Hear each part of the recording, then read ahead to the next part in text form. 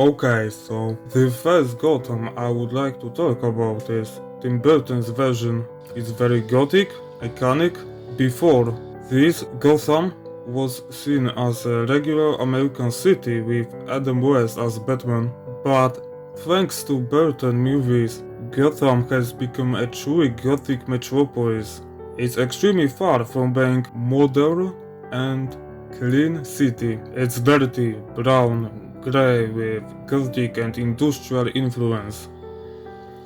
In a sequel, Batman Returns, there's even more contrast of black and white, and it's great, and it is kinda sad we didn't get third Burton movie. Original Gotham for Batman 1989 was designed by Anton First, and because that movie was extremely popular and influential, DC has hired him to redesign Gotham City also in comics, but after No Man's Land, they rebuilt Gotham as a modern city. Burton's Gotham has influenced both BTAS and LEGO adaptations, and definitely is one of the best Gothams of all time.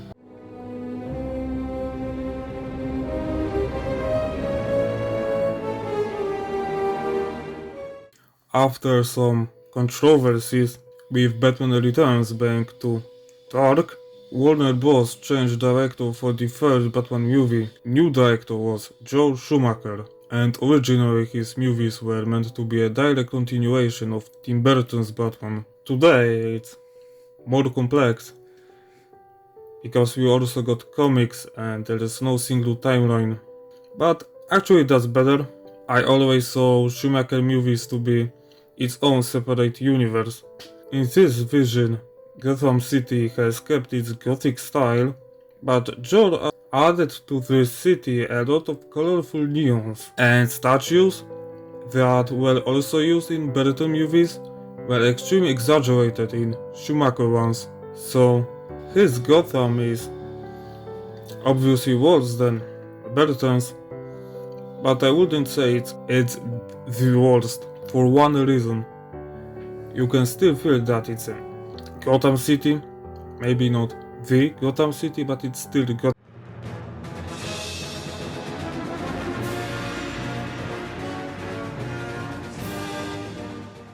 As I said, Batman the Animated Series version is based on Burton's Gotham, but it has one solid difference. Now, there's a lot more Art Deco.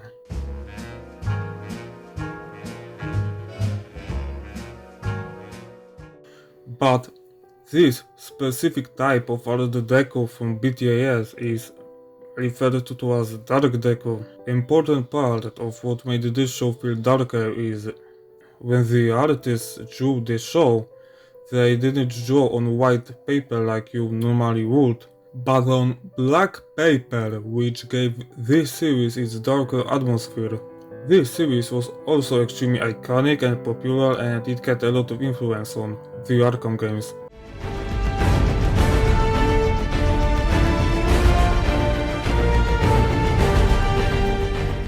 After Schumacher's Batman and Robin turned out to be a complete disappointment, Batman was ready for a new adaptation. Adaptation that will be directed by Christopher Nolan, who decided to take a different approach, realism. In Nolan's vision, Gotham is a modern city that faces modern dangers such as terrorism, and it makes sense because Batman Begins released a few years after 9/11, and that made Gotham something new. It was definitely fresh in 2000s. I guess it's better than colorful late 1990s Gotham, but Nolan's modern approach can't beat Burton's iconic Gotham City. In The Dark Knight, Gotham is mostly Chicago. It's modern Chicago, and it's not the worst place to film a Batman movie. Chicago does fit the vibe of a dark city, but having modern Chicago limits the artistic expression of Gotham City.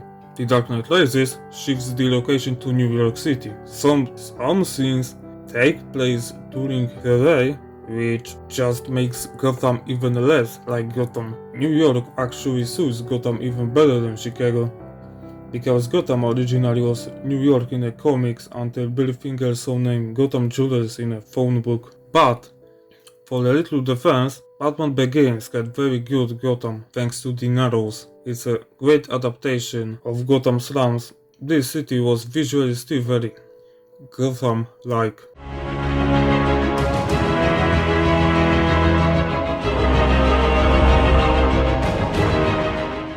Oh yeah, the Arkham games. Arkhamverse doesn't have a consistent continuity and it doesn't have a consistent vision for Gotham City either. In Asylum, the developers were mostly limited to Arkham Island, but that didn't stop them from expanding the island beyond just Asylum. Warbank, inspired by A Serious House on a Serious Earth by Grant Morrison, they created a new role. They added Arkham Mansion, Botanical Gardens, etc. They wanted to include even more locations, like the Lighthouse and the Chapel Rock, but they ran out of time. Asylum has the best comic book atmosphere from all those games. Arkham City felt like the worst districts from the comics with tall Art Deco skyscrapers in the background that are inaccessible and we can only dream to glide near them, unless we use a glitch. Of course, I will skip Origins because I didn't play it and half of its map is basically little changing Arkham City. Night is the one that changed a lot in Gotham City style.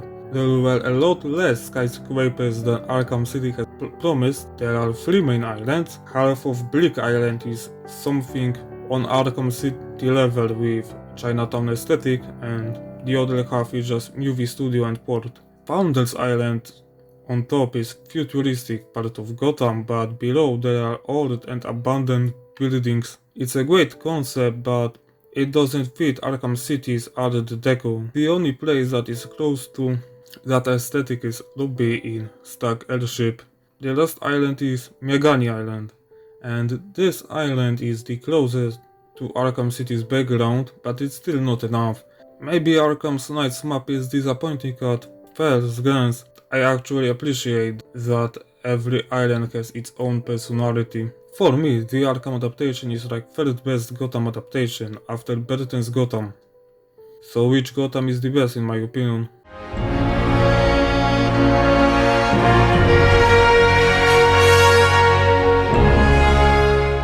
And that brings us to my favorite Gotham City adaptation to this day. I rarely go to movie theaters, but I remember when I saw Trial of Matt Reeves' The Batman, I had to go. That movie was exactly what I needed from a Batman movie at the time. It was dark, Batman was doing some detective work, and Gotham had a balance between being dark, gothic, and modern, realistic. And I think that's how Gotham should be. Synthesis between Burton's Gothicism and Nolan's realism. In this movie, there is a scene that takes place during day, and Gotham still doesn't lose its style. We need to wait some time until The Batman Part 2 will release, but I will definitely wait.